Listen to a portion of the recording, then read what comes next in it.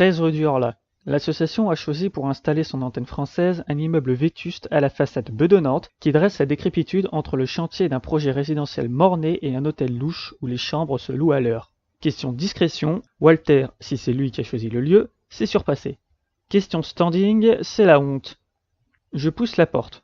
Le hall 3 mètres carrés, pas carré du tout, puis la pisse et la cigarette froide. Les prospectus qui jonchent le sol ont été imprimés avant l'invention de l'écriture, et la lumière de l'unique ampoule qui se balance au plafond permet à peine de discerner les premières marches de l'escalier conduisant aux étages. Un paradis pour cafards ambitieux ou une source d'inspiration pour poètes maudits. Cochez la case qui vous correspond. J'entame mon ascension. Au premier, je passe devant une porte sur laquelle un extraterrestre a fixé une plaque hallucinante, amicale des joueuses de bingo. J'ignore ce qu'est le bingo, mais l'idée que des amis s'amusent à y jouer suffit à me glacer le sang. D'autant que j'ai déjà croisé Madame Desglues, la présidente de l'amicale, dans l'escalier. Le bingo doit être une forme de vaudou. En plus trash. Le deuxième étage est celui de l'association. Au cas où un agent se perdrait et continuerait vers le troisième et son club philatéliste, une dame charitable a inscrit l'association en lettres impliquées sur un petit panneau moche. Lorsque j'ai demandé à Mademoiselle Rose pourquoi il n'y avait pas de sonnette, elle s'est contentée de sourire. C'est Jasper qui m'a expliqué un peu plus tard. Tu ne ressens pas la magie qui vibre dans la porte ? Non. Je sens plutôt le chou moisi. Il y a pourtant des sortilèges de malade à l'intérieur. Celui qui les a mis en place connaît son boulot, crois-moi. Et ils servent à quoi ces sortilèges ? À protéger la porte. Une roquette tirée à bout portant serait incapable de la rayer. Pourquoi diable quelqu'un tirerait une roquette sur cette porte ? Pour rentrer. Pour entrer, il suffit de frapper, la porte s'ouvre automatiquement. Jasper a arboré ce sourire suffisant que je déteste. Et quand tu frappes, d'autres sortilèges se déclenchent. Les gens à l'intérieur savent immédiatement qui tu es, comment t'es habillé, équipé, armé. Si tu es animé de mauvaises intentions, une incantation et hop, ils te grillent sur place. C'est à Jasper et à ses explications que je pense en frappant à la porte de l'association. Me griller sur place ?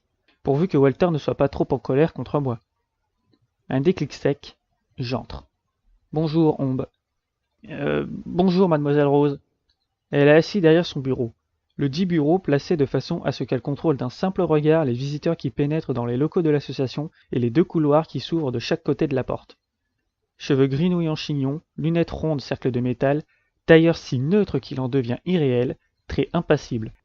Elle est l'archétype de l'austère secrétaire du siècle dernier, sauf que c'est Mademoiselle Rose, et que dès la première fois où je l'ai vue, j'ai compris qu'elle était bien davantage que la femme qu'elle paraissait être.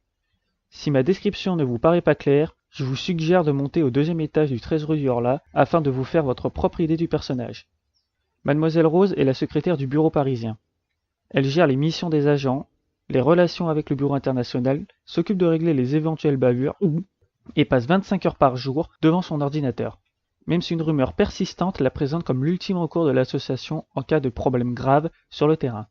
Assis-toi, Ombe. Drôle comme une voix prononcée sur un ton neutre peut ressembler à un ordre.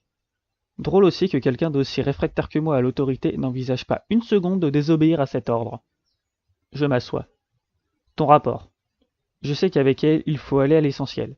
Et comme je n'ai aucune envie de m'étendre sur mon fiasco, je lui résume mes aventures de la veille en moins de 10 phrases. Elle m'écoute sans bouger, ne paraissant surprise qu'à la fin. Et quand je dis surprise, j'exagère à plein tube. Elle hausse juste un sourcil. Démolie à la pioche, vraiment ? Oui, enfin... Surtout la tête, les bras aussi, et les jambes. Très bien. Elle pose le crayon gris avec lequel elle a pris des notes. À cet instant précis, timing trop parfait pour ne pas être voulu, une porte s'ouvre dans le couloir de gauche et la grosse voix de Walter s'élève pareil au rugissement d'un morse en colère. « Ombe !» Une esquisse de sourire survole les lèvres de Mademoiselle Rose, si fugace que je suis certaine d'avoir rêvé. Mademoiselle Rose ne sourit pas, ne sourit jamais. Tu devrais y aller, Ombe. Walter est un peu tendu ce matin. Tendu ? Apoplectique serait plus approprié. Walter est un vieux bonhomme de 50 ans au moins, gras et chauve.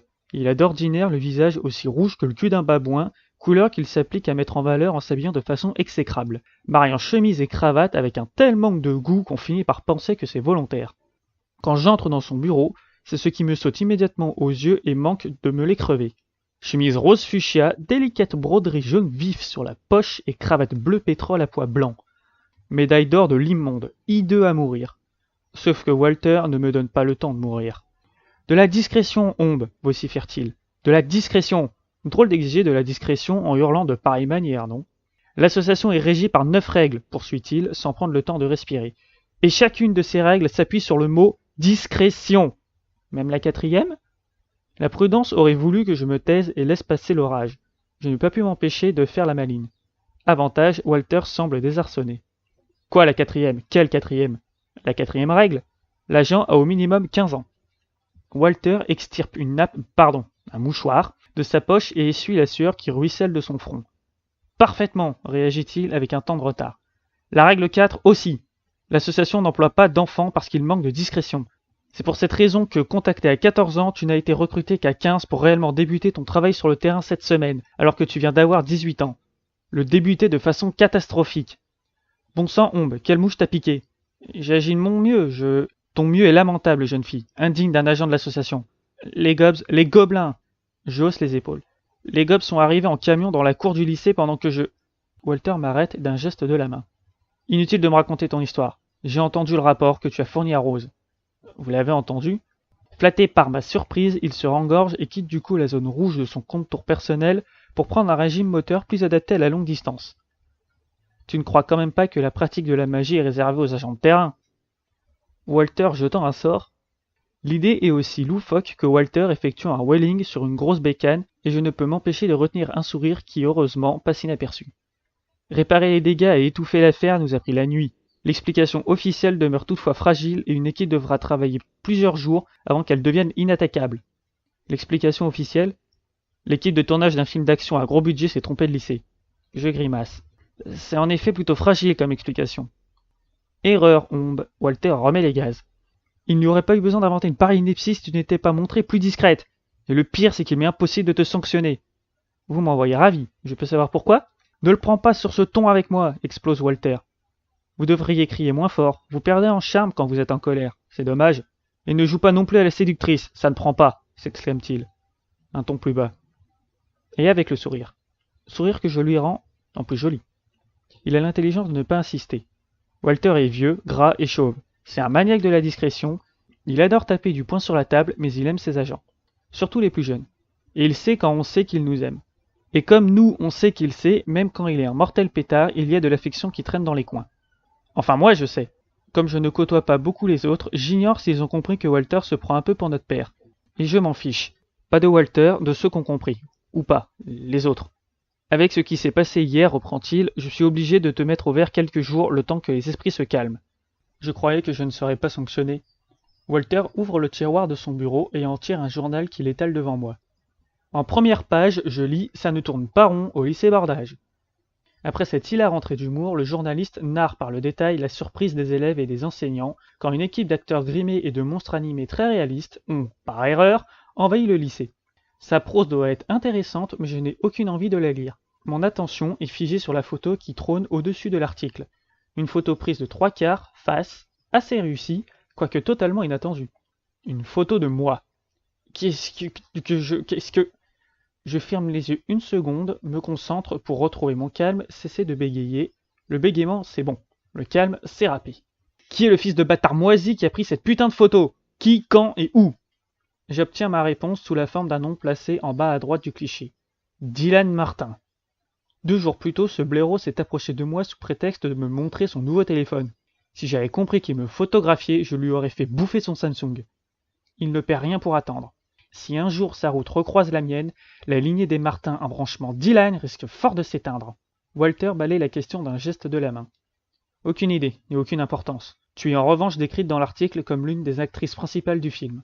J'ignore le temps qu'il nous faudra pour étouffer cette rumeur. Aussi dois-tu te mettre au vert afin que personne ne te reconnaisse. Noël approche, et les gens auront bientôt, je l'espère, des sujets de conversation plus intéressants que ta prestation. L'allusion à Noël me laisse de marbre. Par contre, me mettre au vert? Oui. L'association t'offre un séjour à la campagne. Je pousse un gémissement qui ne paraît pas le moins du monde attendrir Walter. Ah, la campagne? Il n'y a pas plutôt une place disponible dans un bagne ou sur un échafaud? Walter s'éponge le front avec son mouchoir drap de bain. La campagne, Ombe. Un point, c'est tout. Et puis écoute la suite avant de protester. J'ai une nouvelle mission pour toi. Elle se déroule loin de Paris, dans un coin tranquille où tu pourras fiche le bazar sans gêner personne. Tu es contente? Je conserve un silence prudent. Si mes souvenirs sont bons, poursuit Walter, tu dois suivre une formation en fin d'après-midi. Repasse ensuite au bureau, je t'expliquerai ce que j'attends de toi. Je comprends que l'entrevue est terminée. Walter a pris sa décision. Il est inutile d'insister. Je me lève. Je dois avoir l'air pitoyable parce qu'il m'adresse un clin d'œil qui se veut réconfortant. Bien joué pour l'élémentaire, Ombe. À la pioche, je savais pas que c'était possible. Puis ses traits se troublent. Ombe, ce que je viens de dire au sujet de la campagne et du bazar que tu peux fiche, c'est une plaisanterie, d'accord? De la discrétion. Même à la campagne. De la discrétion.